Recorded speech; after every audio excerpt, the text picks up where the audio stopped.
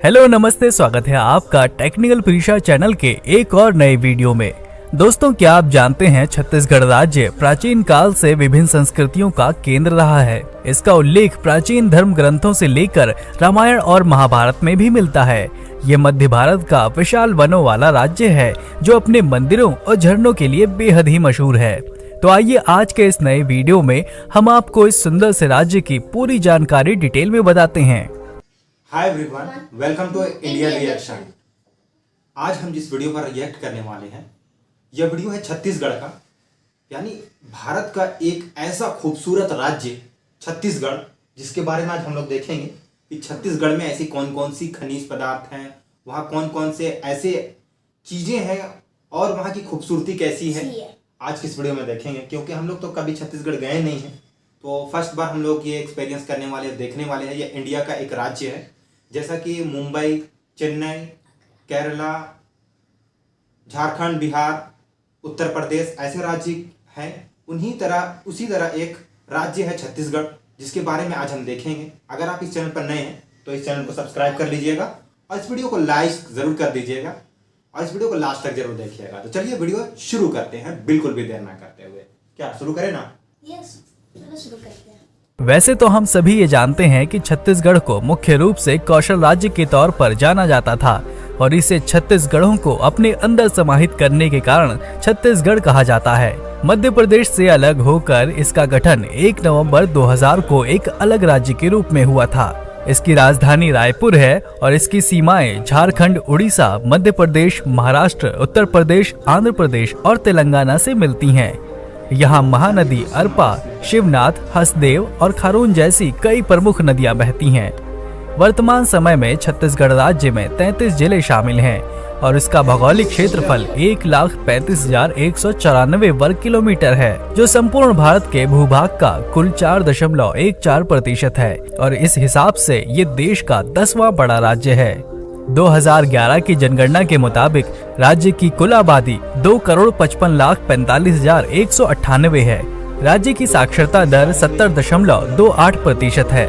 राज्य के sex ratio की बात करें तो यहाँ 1000 पुरुषों की तुलना में 991 महिलाएं हैं। राज्य की ज्यादातर आबादी हिंदू है, जो पूरी आबादी का लगभग 95% है।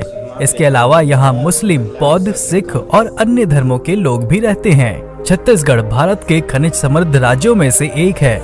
यहाँ पर चूना पत्थर, लौह अयस्क, तांबा, फॉस्फेट, मैग्नीज, बॉक्साइट, कोयला और अभ्रक के उल्लेखनीय भंडार हैं। तांबे की सर्वाधिक मात्रा बिलासपुर जिले से मिलती है, तो वहीं यहाँ लगभग 52.5 करोड़ टन का डोलोमाइट भंडार भी है, जो पूरे देश के कुल भंडार का 24% है। बॉक्साइट की बात करें तो यहाँ अनुमानित 7.3 करोड़ टन का समृद्ध भंडार है। वहीं टिन अयस्क का 2700 करोड़ तो कोयले का 2690 करोड़ टन का भंडार है। यहाँ स्वर्ण भंडार भी लगभग 48,05,000 किलो क्षमता का है। यहाँ भारत का सर्वोत्तम लौह अयस्क मिलता है, जिसका 19.7 करोड़ टन का भंडार है।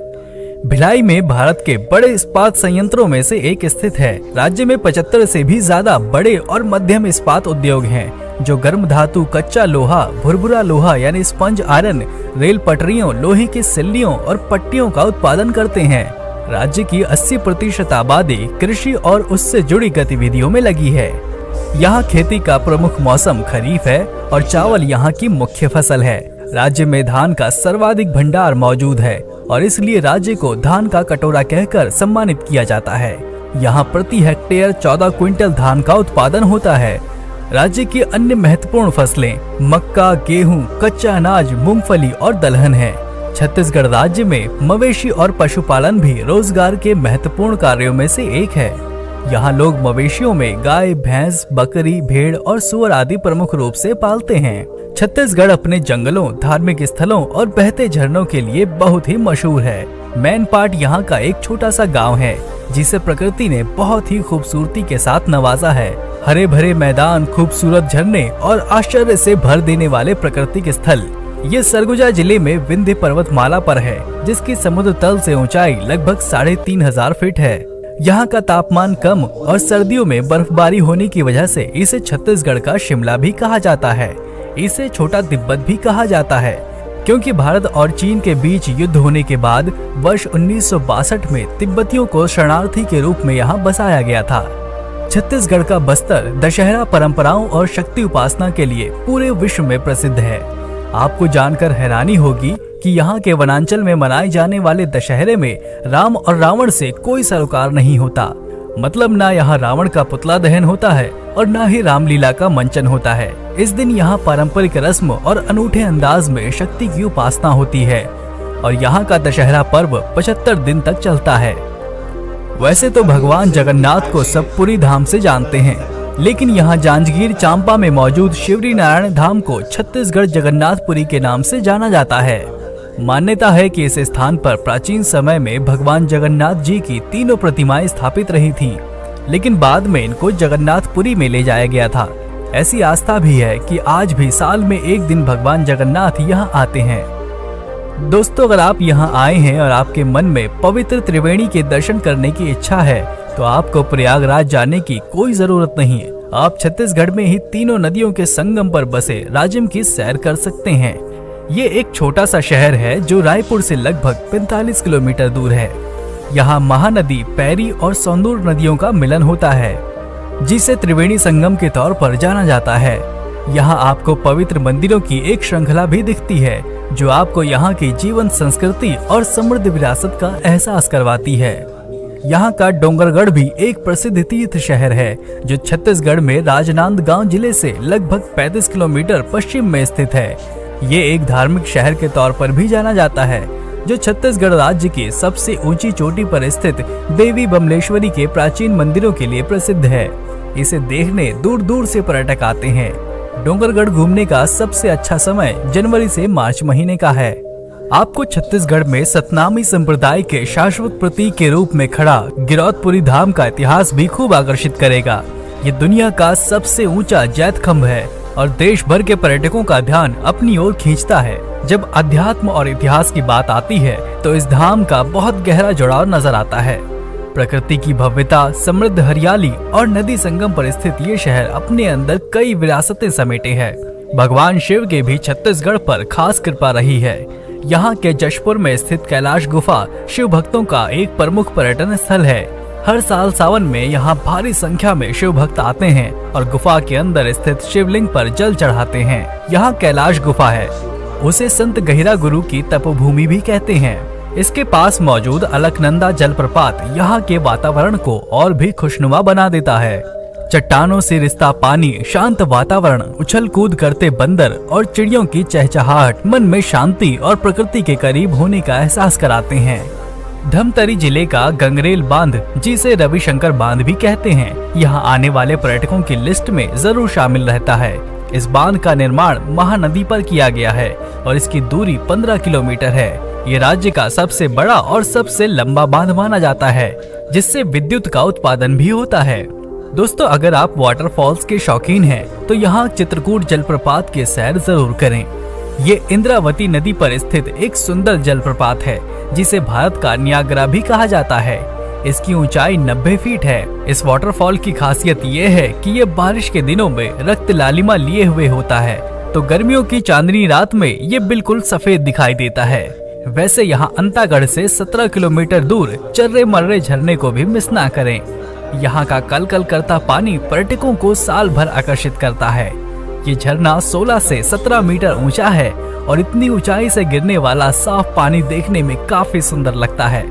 इसके अलावा आप यहाँ बारन बपारा वन्य जीव अभयारण्य भी देख सकते हैं, जो बलौदाबाजार जिले में स्थित है और 216 वर्ग किलोमीटर के क्षेत्र में फैला हुआ है। छत्तीसगढ़ की समृद्धि को दर्शाता यहाँ का पुरखौती मुक्तांगन उद्यान भी आपको बहुत पसंद आएगा। ये न केवल पर्यटकों के लिए आकर्षण का केंद्र है, बल्कि ये हमारी जैव सांस्कृतिक विविधता के संरक्षण के बारे में सांस्कृतिक जागरूकता फैलाता है। अगर आप द्वीपों के दीवाने हैं, तो यहाँ मदको द्वीप हरियाली से भरपूर है और लगभग 24 हेक्टेयर में फैला हुआ है।